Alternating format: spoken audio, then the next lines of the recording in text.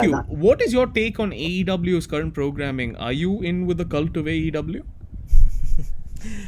I like to call them all elite gymnastics. I think is a good way of summarising what they're doing at the moment. It's not wrestling. I'm sorry. There are a few things that I like. I really like MJF. I think he's brilliant potential in his character. I think Jericho's still very good, to be fair. Jericho is good, and I get this is no commentary at all on John Moxley, but I think when Jericho lost the title to Moxley, I think that's kind of coincided with when I sort of lost a bit of interest in the product overall. I don't think that necessarily is Moxley's fault, but it's just there was just something that was lost when Jericho lost the title, because I just really liked seeing him with that belt, and you know. But yeah, like I say, that there are other people. I mean, is it Hangman Page? I really like. I think he's got a lot of potential, and I quite like the dynamic that's going on with him and the rest of the elite at the minute. But from a week to week, sort of match quality stuff, I can't be bothered with it at the moment. What are your thoughts? I think the first time we saw the Shield and John Moxley really burst into the collective consciousness of the wrestling fans.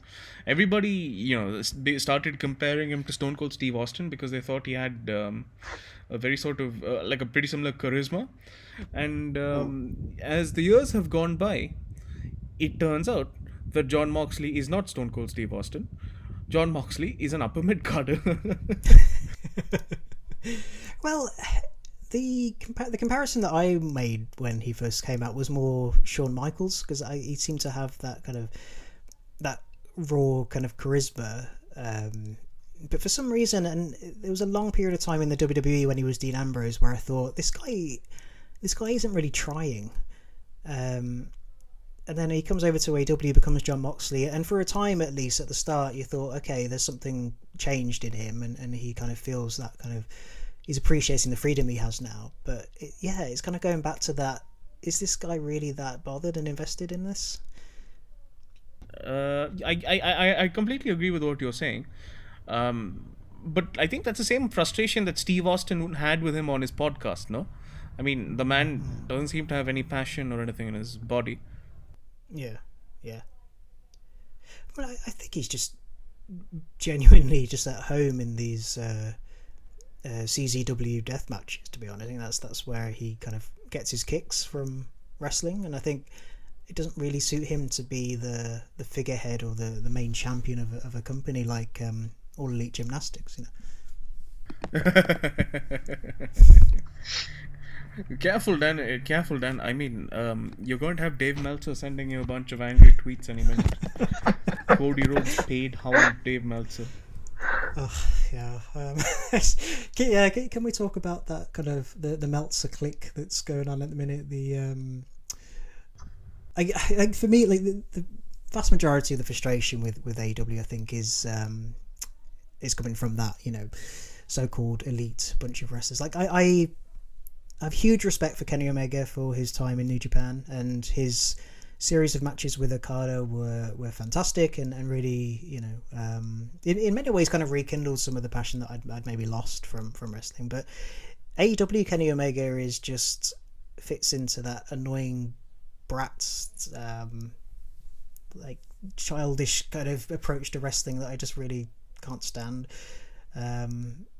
Like matches are now basically just a lot of flips, a lot of kind of contrived move sets, and no real story and no real point to anything. I guess I'm just waiting for something to happen with AEW. It just feels like they're treading water a lot at the minute, and they're just sort of basically demonstrating how athletic they all are, and not really giving me anything to kind of get invested in, maybe. Yeah, I think the only thing that I enjoy currently with AEW is Jericho's mic work, really. I think he's still really funny, and the stuff that his faction does is kind of entertaining. But other than that, I agree with you, Dan. It's just bad wrestling is what it is. And I personally don't have as much respect for Kenny Omega as you do. I mean, I didn't watch as much New Japan as you did, but what little I saw of Kenny Omega, I just didn't enjoy his work. I just wasn't for me. I'm not a fan of his delivery. I don't think his promo style is particularly great, and I don't, I don't see him being like an overly charismatic, um, once in a generation type of guy. I think he's someone who took over the Bullet Club at a very fortunate time when that faction was at the height of its popularity. And Dave Meltzer gave him a couple of extra stars on one edition of the newsletter. And the vocal minority of wrestling fans thought that Kenny Omega was the second coming of Jesus Christ. Yeah, I think there's a good portion of wrestling fans that just get excited by anyone who seems to be like making a name for themselves outside of WWE. I think that went a long way for the Young Bucks as well. Just the fact that they famously refused to join WWE. I really don't think it went down that way, but I think that's the message they like to put out there. It's like oh, WWE would have stifled us too much, and we're able to kind of do our own thing. And it's like, well, that's fine, but just unfortunately the thing you're doing is just utter crap. Yeah, they should stifle what you're doing if what you're doing is not entertaining. I would watch AEW more. I would watch AEW a lot more if somebody was stifling what they were doing.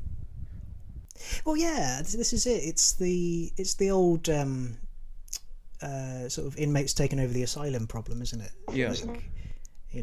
Like wrestlers obviously know the business from the inside. I get all that, but there's also people there that know how to market it properly and to put it out to a wide, sort of vast audience. That are going to appreciate good storytelling and sort of foresight and just kind of getting people's emotional investment at least, rather than just, oh wow, what a great suplex off the table that was, or whatever it is they're doing at the minute.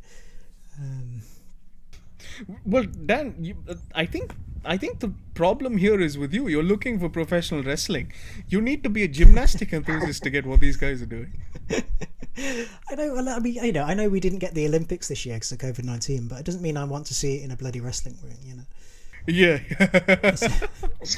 I mean, what's next? I think Jim Ross and fucking Tony Schiavone are going to be holding up cards with scores.